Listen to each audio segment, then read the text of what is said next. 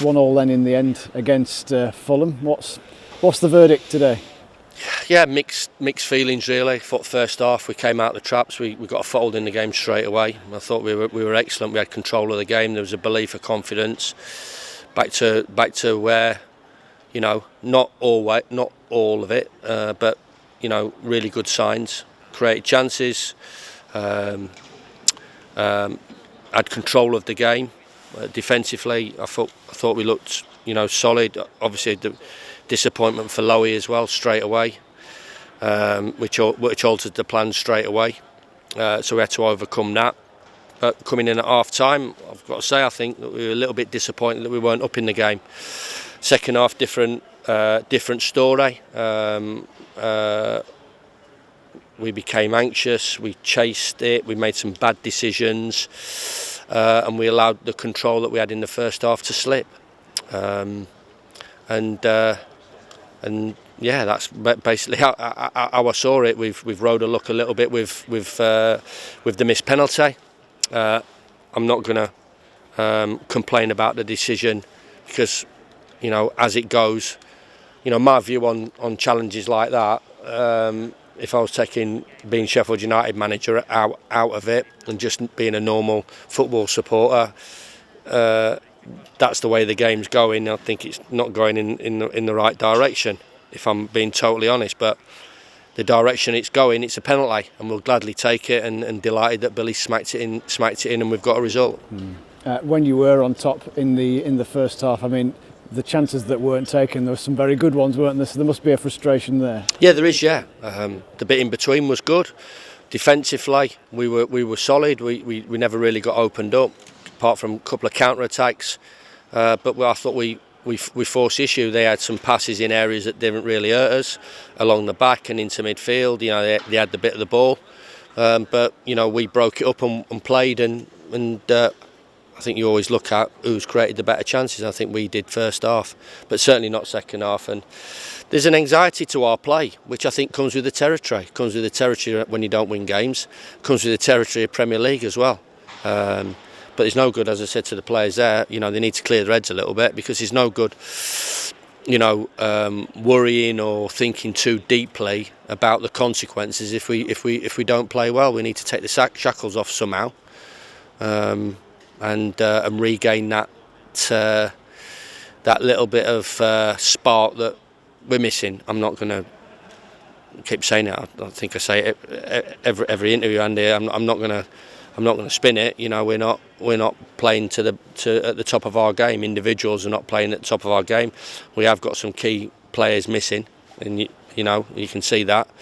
And obviously that's going to affect the belief and the confidence of the squad. The attitude is brilliant. I'm never going to criticise the attitude, and I keep saying, and if there's criticism out there about myself and the players at the moment, we'll gladly take it. But there won't ever be a criticism about sticking it all out there and not wanting to get a result for the football club. And as I've said before, that has happened here. And everybody knows it's happened here, and it isn't. And we're just going through that little period now, where there's a little bit of doubt in our play through performances, and we've hopefully a point will give us a little bit to hang on to.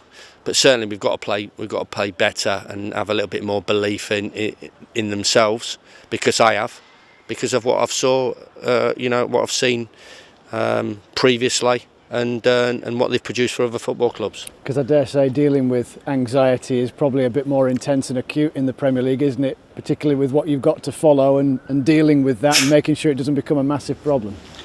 Yeah, but I mean, I've said to the players, where do you want to be? Do you want to be in League 2 or League 1 with no pressure, or do you want to be here? It's a huge gap. I mean, I just don't think people recognise and realise the gap in the Premier League. We're playing Fulham today, have got some good. 13 out of 18 years they've been in the Premier League, and they've got what they've done in that period. West Brom, another team, Leeds, who are obviously smashing the way through it. and he smashed the way through it in the Championship. We're doing it different. So we're doing it different, and I am going to be defensive about it because we really shouldn't be anywhere near it, but we are, and we have to overcome it somehow.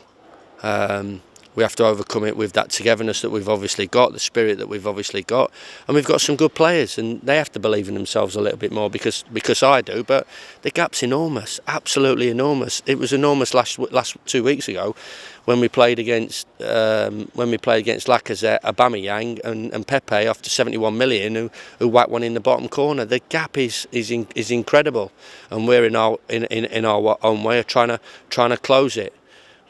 Delighted that we got Ramos in. I thought he was excellent today. Rian will be a good player for us. 2 England under-21 players. So this is where we're at, and we've got to go on our own path and journeys, and take the pats on the back when we take it, and take the little bit of criticism, when it's there, and it's a bit of a roller coaster at the moment. And we've had it good. And we can't say we haven't, and that's supporters have had it good, and the test for everybody now is where their loyalty lies as well, because where my loyalty lies with the group and sticking together, and as we've always have done, proving people wrong. You mentioned some of the lads that have done well today. Berger was perhaps, particularly in the first half, I thought he was great. Player. Do you know what? He's not missed a minute, I don't think, playing for Norway, being all over the place, and he just ran out of gas a little bit. Flecky's, yet again, talked about Jack, losing John. John was penciled in to play today. We talked about it. It was in our plans to start the game today. And obviously he suffered an injury. He's going to be out for 4 to 6 weeks, which is a blow. And these are things that I think we've had sort of over a period 12 or 13 injuries, and I think only 2 of them have been soft tissue injuries, which goes down to conditioning. All the others have been illness or unfortunate contact injuries, and John was another one. It's incredible that he can go and win that header, 99 times out of 100, even more, and not fall on the position that he did. So these are things that are obviously going against us, but like I said, it's dog in the fight and fighting the dog and all stuff like that. Sure. Just finally then from me on injuries, you did lose Lowe. What happened there? Yeah, he got concussion. I mean, Max has been outstanding. He's been, both him and Jayden. It was a decision, Jayden's been pushing hard. I could have played Jayden today, but I looked at it, and for the magnitude of the game where we needed to get something out of it, to chuck 2 boys in for the debuts was a big gamble. But I thought about it, and George knows that. But Lowe's been excellent as well. It's difficult, obviously, picking the team at the moment, because there's a couple of boys, as I said, that Ethan's not done a lot wrong, but he's been away with the national side, and I thought the balance of Ender, Lowe in that position. John's been great in training. I thought he was excellent first half, but sort of the 3 midfield players sort of lost control of the game second half as well. And Ollie Mack's been good as well. And Rian, the situation with Rian, to explain to everybody, I could have played him for 50 minutes, but he would have given us only 50 minutes. And I thought it was beneficial to him and to us as a football club, as a football team, when the game opened up, that he came on. Unfortunately, we didn't have control of the game when he came on, because I think if it was that you flipped it on its head and they had control of the game first half and we had control of the second half, I think that he'd have shown what a good player he is.